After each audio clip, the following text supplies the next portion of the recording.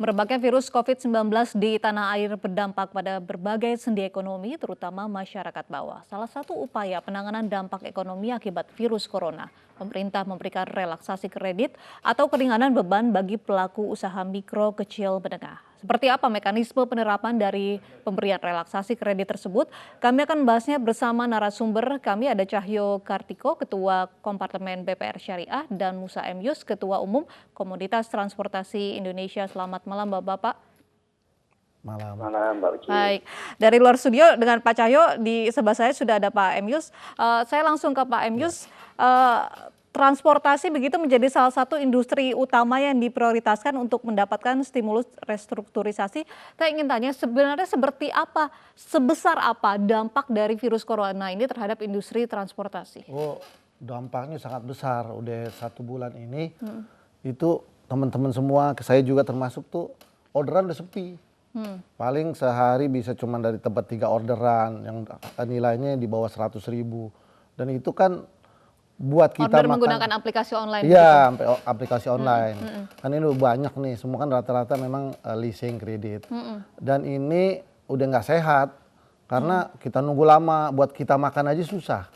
Apalagi kita buat mikirin bayar kredit gitu. Makanya kan kemarin ada pidato dari Bapak Presiden Jokowi itu, kita tiba-tiba menyambut. Wah, katakan bisa ditunda setahun tuh. Ternyata kan kita langsung datengin ke leasing, jawabannya lain kata leasing. Jawabannya apa Pak? Dari Kata leasing tetap mesti jaga angsuran. Semua leasing kita datengin nih. Angsuran tetap mesti dijaga karena dia belum ada aturannya. Dijaga kata. Maksudnya harus tetap dibayar, Tetap seperti dibayar. biasanya, tidak ada penundaan Nggak atau ada penurunan nggak ada apa. bunga atau Nggak ada sama sekali. Semua leasing nih. Nah itu kan jadi kita bingung nih.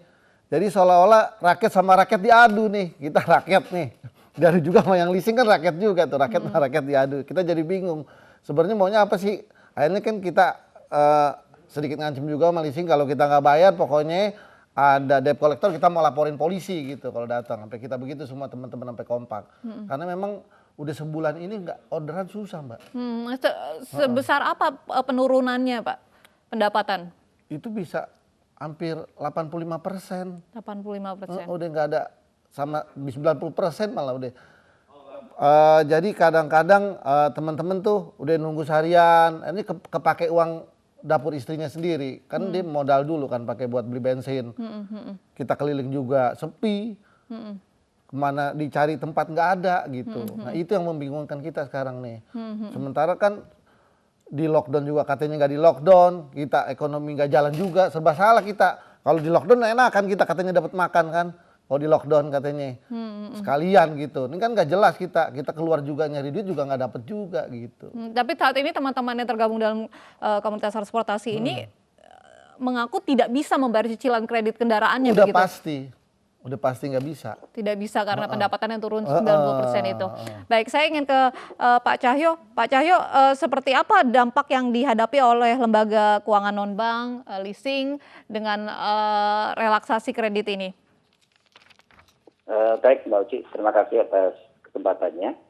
Kami dari lembaga keuangan syariah yang bergerak di mikro memang juga mulai merasakan dampak dari penyebaran COVID-19 ini, terutama untuk nasabah-nasabah kami yang dalam segmen UMKM. Mereka sudah mulai menghubungi kami untuk mensinkronkan antara informasi yang diberikan oleh pemerintah dengan bagaimana pelaksanaan di lapangannya, bagaimana bank dan lembaga keuangan yang lain untuk mensikapi daripada informasi yang mereka terima gitu Mbak Uci. Tadi Pak Emnius mengatakan bahwa teman-teman sudah menghubungi leasing, tapi tidak diberikan keringanan begitu Pak untuk penundaan pembayaran atau penurunan bunga. Tapi untuk di tempat Bapak sendiri, apakah sudah ada Pak terkait dengan stimulus yang dilakukan untuk para terdampak COVID-19 ini? Begini Mbak Uci, OJK sudah menerbitkan Peraturan OJK nomor 11/3/2020 yang mana isinya mengenai stimulus terhadap perekonomian nasional, khususnya untuk lembaga keuangan yang dalam pengawasan OJK, di mana OJK memberikan kelonggaran-kelonggaran terhadap lembaga keuangan termasuk bank untuk melakukan kegiatan-kegiatan restrukturisasi atau pelonggaran terhadap pembiayaan pada masyarakat. Jadi memang ada mekanisme yang kemudian dibuat oleh masing-masing bank atau lembaga keuangan. Nah, yang penting adalah bagaimana kami mensosialisasikan ini pada masyarakat, pada para nasabah. Dan memang sebaiknya ini bersifat personal, karena kadang-kadang ini case by case, tidak kemudian menyeluruh. Dan cara penyelesaiannya pun juga sebaiknya personal. Jadi nantinya akan disesuaikan dengan kemampuan masing-masing nasabah. Jadi tidak kemudian satu dengan yang lainnya disamakan. Jadi stimulus yang diberikan oleh perbankan dalam ini bisa berupa pertama penjadwalan ulang ya. Jadinya penjadwalan ulang awalnya misalnya jangka waktu yang diberikan pembiayaannya 2 tahun bisa diperpanjang menjadi 3 tahun. Kemudian juga angsurannya menjadi lebih murah. Kemudian juga tunggakan juga bisa kita relaksasi supaya nantinya masyarakat juga bisa mengangsur sesuai dengan kemampuannya. Begitu Mbak Uci. Jika ingin mendapatkan keringanan seperti itu, Pak, apa yang harus dilakukan? Apakah harus mendaftar secara online dulu atau seperti apa, Pak? Monggo, pada prinsipnya setiap bank memiliki alat untuk kemudian berkomunikasi dengan para nasabahnya. Yang sudah dilaksanakan diantaranya adalah bank-bank membuat pengumuman di website masing-masing. Itu bisa dilihat mekanisme yang dibuat bagaimana untuk mengajukan relaksasi tersebut. Kemudian ada juga yang menempel di kantor ya, di papan pengumuman. Ada juga yang dihubungi melalui SMS broadcast atau dikunjungi langsung. Jadi bapak-bapak, ibu-ibu, para nasabah tidak perlu khawatir, tidak perlu berbondong-bondong datang ke kantor, tetapi nanti ditunggu saja informasi dari rekan-rekan, baik itu dari marketing, dari AO, atau dari media-media yang ada di masing-masing. Gitu. Jadi justru kalau datang ke kantor itu kadang-kadang menimbulkan menimbulkan kesibukan tersendiri, karena sebagian daripada kami juga menerapkan work from home, sehingga jumlah karyawan kami terbatas. Kemudian juga ada juga di kantor-kantor seperti Jakarta, sebagian sudah tutup. Jadi bapak-bapak, ibu-ibu tunggu di rumah, nanti kami akan menghubungi. Begitu Pak. Pak, sudah mencoba untuk mengajukan secara online begitu Pak? Tidak usah datang ke tempat langsung Udah, leasingnya? kan gini, kita dapat dari leasingnya kan, di WA. Terus ternyata sekarang katanya itu hanya orang yang positif kena corona, katanya.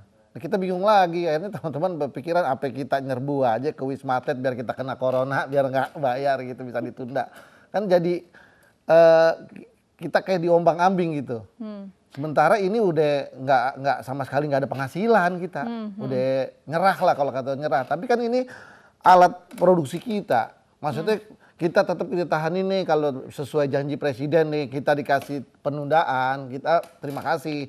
Jadi nanti kalau alat produksinya sudah hidup lagi, kan kita bisa bayar tuh, gitu. Maksudnya jangan alat produksi kita ini diambil gitu. Baik, baik. Memang ini stimulusnya hanya diberikan untuk yang terdampak secara langsung terkait dengan corona. Tapi walaupun teman-teman tidak terdampak, tapi merasakan besarnya dampaknya begitu ya. Kan kalau ini kan logikanya yang sakit aja yang kena corona. Padahal yang nggak kena corona juga tuh ada habis-habisan. Baik, bukan masalah coronanya nih. Kita akan lanjutkan perbincangan kita, Pak Emius, Pak Cahyo, kita tahan dulu. Tetaplah bersama kami di Special Report.